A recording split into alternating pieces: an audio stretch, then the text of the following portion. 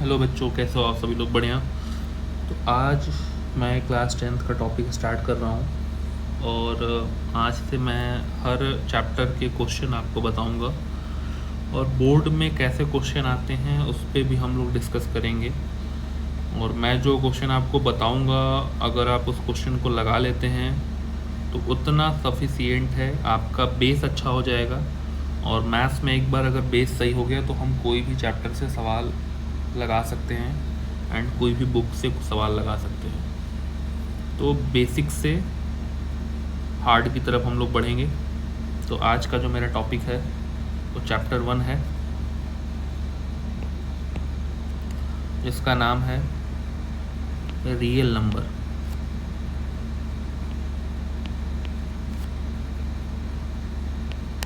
Chapter first,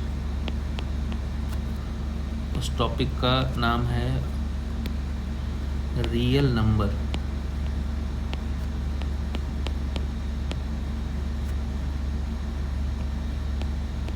ठीक है, ये टॉपिक आज मैं आपको पढ़ाने वाला हूँ और इसमें मैं आपको सवालों के टाइप बताऊँगा। मैं समय वेस्ट नहीं करूँगा, मैं टाइप वाइज आपको सवाल बताने वाला हूँ कि एग्ज़ाम में सवाल कैसे आते हैं।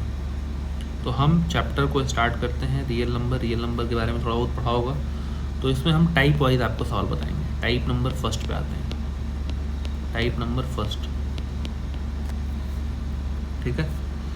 टाइप नंबर फर्स्ट में जो सवाल आता है वो आता है कि फर्स्ट सवाल पूछेगा टाइप नंबर फर्स्ट में कि प्रूव, मैं सवाल भी लिख देता हूँ, प्रूव दैट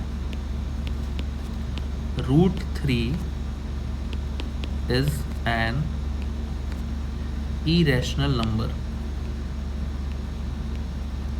irrational नंबर, ये सवाल आपसे वो पूछ दिया एग्ज़ाम में। तो इस सवाल को आप कैसे लगाएंगे मैं आपको तरीका समझाता हूँ, ठीक है। आइए हम लोग इसका सलूशन देखते हैं। बहुत आसान तरीका है, एक एक स्टेप में समझाऊंगा और आप आसानी से कर सकते हैं। अब √3 को ही रेशनल नंबर प्रूफ करना है, कुछ मत करिए, जैसे मैं तरीके बताता हूँ वैसे बस अप्लाई करिए। आप लिखिए यहाँ पे, let √3 be a rational number. मान लीजिए कि √3 क्या है, एक रैशनल नंबर है। ओके, मान लीजिए कि √3 क्या है बच्चे, एक रैशनल नंबर। अब मैं जैसे लिख रहा हूँ आपको वैसे ही लिखना होगा। √3 जो है, ध्यान से देखिए, √3 बी अ रैशनल नंबर। अब इसको बोलते हैं चुक्की, ठीक है। √3 अगर रैशनल नंबर मान रहा हूँ तो मतलब मैं ये कह रहा हूँ कि √3 क्या है, p/q के फॉर्म में है। आई एम करेक्ट, क्योंकि रैशनल नंबर उसी को बोलते हैं जो p और q के फॉर्म में होते हैं। यहाँ पे एक स्टेटमेंट लिख सकते हैं हम लोग, let p and q be coprime, ठीक है, coprime and q is not equal to 0। यही प्रॉपर्टी होती थी रैशनल नंबर की। अब इसके बाद क्या करेंगे अगले स्टेप में, ध्यान से देखिए। अब कुछ नहीं करना है आपको, अब यहाँ पे आपको कुछ करना नहीं है। अब आपको यहाँ पे क्या करना है कि क्रॉस मल्टीप्लिकेशन कर देना है। क्रॉस मल्टीप्लाई कर दीजिए, इसमें इसका कर दीजिए, इसमें इसका, तो कितना हो जाएगा, √3q equal to p। Cross multiply कर दिया आपने। क्रॉस मल्टीप्लाई करने के बाद स्क्वायरिंग बोथ साइड कर दीजिए। क्या कर दीजिए, squaring both side. Squaring both side जैसे आप करेंगे तो ये हो जाएगा √3q का whole square equal to p²। तो रूट में जब किसी वैल्यू का स्क्वायर करते हैं तो वो नंबर बाहर निकल के आता है, ठीक है। तो √3 का स्क्वायर क्या होगा, 3, तो 3q² इक्वल टू p²। यहाँ तक बात समझ में आ गई होगी सबको। उसके बाद अब ध्यान से देखोगे कि जो इस स्टेटमेंट का मतलब जो होता है ना, वो स्टेटमेंट का मतलब यहाँ पे लिखना होता है। क्या लिखेंगे यहाँ पे स्टेटमेंट का मतलब, मैं आपको बताता हूँ। यहाँ पे लिखेंगे एक स्टेटमेंट कि जो p² है ना, p² is divisible, p square is divisible by 3। बस इसका मतलब क्या हुआ कि जो p है इज डिविजिबल बाई 3। इस स्टेटमेंट का बस इतना मतलब है। आई बात समझ में? क्लियर है? उसके बाद आप क्या करेंगे कि लेट मान लेंगे, let p equal to, p की जगह पे 3 ये मान लीजिए, आपको एक इंटीजर मान लीजिए, ठीक है। और एग्जामिनर को दिखा दीजिए कि वेयर a क्या है भैया, a क्या है, क्या a is an integer, is some integer लिख दीजिए। a क्या है भाई साहब, a इज सम इंटीजर, कुछ इंटीजर है वो, सम इंटीजर, ओके। इतना लिख दीजिए बस, कोई दिक्कत नहीं। तो p की वैल्यू वहाँ पुट करके देखते हैं क्या होता है। 3q square equal to p की जगह मैं पुट करूँगा तो 3a का होल स्क्वायर हो जाएगा। I am correct? तो ये हो जाएगा 3q square equal to 9a square, okay. 9a square हो गया। तो अब क्या कर सकते हैं कि हम लोग 3 को दोनों तरफ डिवाइड कर सकते हैं। 3 को इससे भी डिवाइड कर सकते हैं और 3 को इससे भी डिवाइड कर सकते हैं। 3 से इसको डिवाइड कर दीजिए, बोथ साइड 3 से डिवाइड कर देंगे तो ये हो जाएगा q square equal to 3a square. अब कई लोग पूछेंगे कि ऐसा क्यों किया सर आपने, इसको बस ये समझ लो कि इसको सिंप्लीफाई किया मैंने। अगर 3 से हम दोनों तरफ डिवाइड करेंगे तो इसकी वैल्यू में तो कोई चेंज होगा नहीं, लेकिन q square equal to 3a square हो जाएगा। अब q स्क्वायर इक्वल टू, देखो यहाँ पे 3q square equal to p square था, यानी p स्क्वायर की जो वैल्यू थी, वो q स्क्वायर थी, 3q स्क्वायर।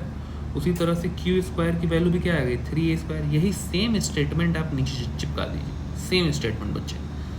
बस यहाँ पे क्या लिख दीजिए, सेम स्टेटमेंट में क्या लिख देंगे, यहाँ पे लिख दीजिए कि q स्क्वायर जो है, q स्क्वायर इज डिविजिबल, ठीक है, q square is divisible by 3।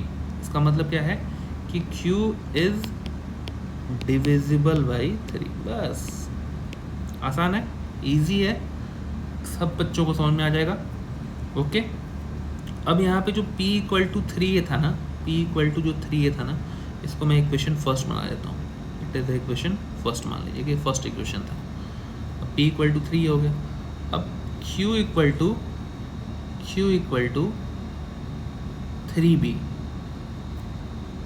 अब क्या करिए, q जो है यहाँ पे, जैसे वहाँ p इक्वल टू 3 मान रहे थे, तो यहाँ पे क्या करिए, q इक्वल टू, लेट मान लीजिए q इक्वल टू 3b। और इसमें कोई पूछेगा कि b क्या है, तो लिख दीजिए where b is some integer, b is some integer. बस ये स्टेटमेंट लिख कर दिखा सकते हो। और इसको इक्वेशन नंबर सेकंड बना दो, इसको इक्वेशन नंबर क्या बना दो, सेकंड, ओके। अब यहाँ पे लिख दो from equation first and second, बस एक statement, from equation first and second lead to, बस ये स्टेटमेंट लिख दो, lead to contradiction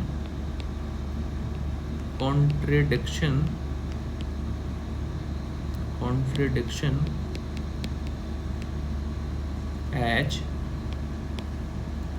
p and q are coprime, ठीक है, are coprime. So root 3 is an irrational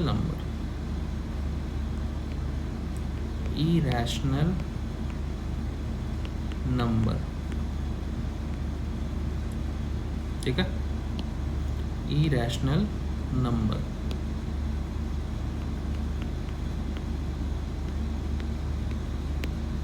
बस ये प्रूव हो गया।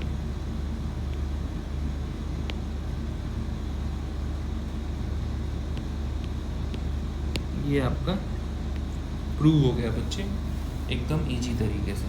मैं आपको फिर से दिखा देता हूँ कि अगर आप रूट 3 को प्रूफ करना चाहते हैं तो आप इस तरीके से प्रूफ कर सकते हैं कि रूट 3 को रैशनल नंबर मान लिया।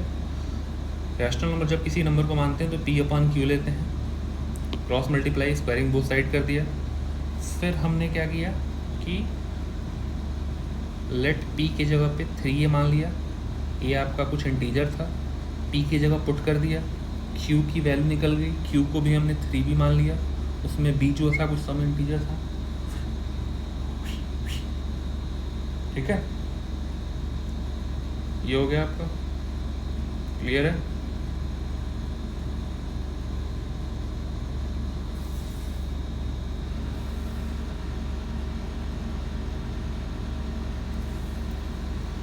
तो इस तरीके से हम लोग इसको प्रूफ कर सकते हैं।